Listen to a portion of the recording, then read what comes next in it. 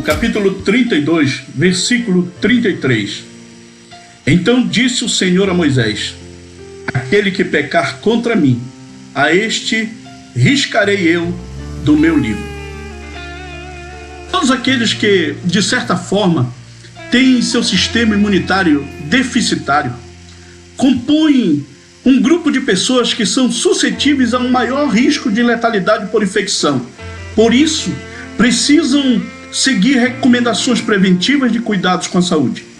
E estes recebem a denominação de grupo de risco.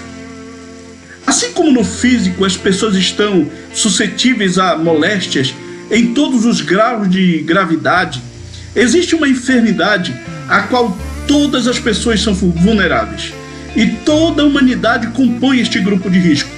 Mas poucos se preocupam com este mal.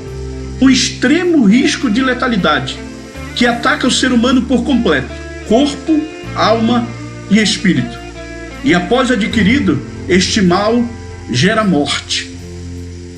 Que doença é esta? E por que causa tanto dano? Esta enfermidade espiritual se chama pecado.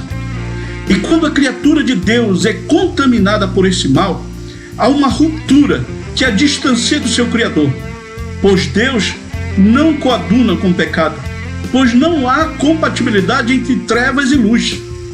Todavia, diferente da doença exclusiva do corpo, que após infectado com risco máximo de letalidade, segue-se à morte, e esta sem solução pela medicina, a doença do pecado, apesar de letal, enquanto as pessoas em sua consciência viverem, ela é reversível.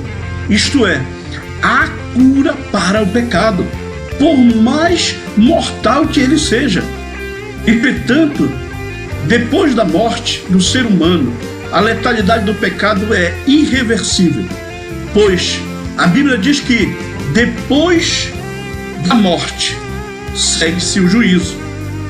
Como fugir, então, do grupo de risco do pecado?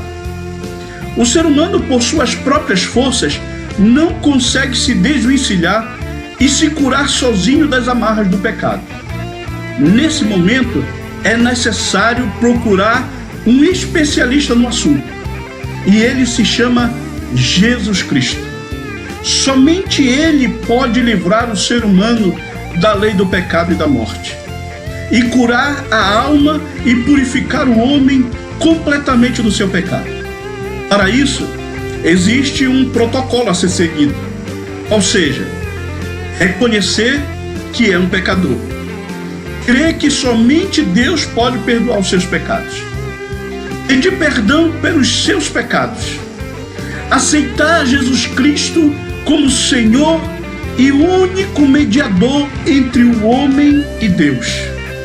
Dessa forma, o ser humano sai do grupo de risco daqueles que são escravizados pela prática do pecado e recebem a vida que somente Cristo pode dar ao que vencer.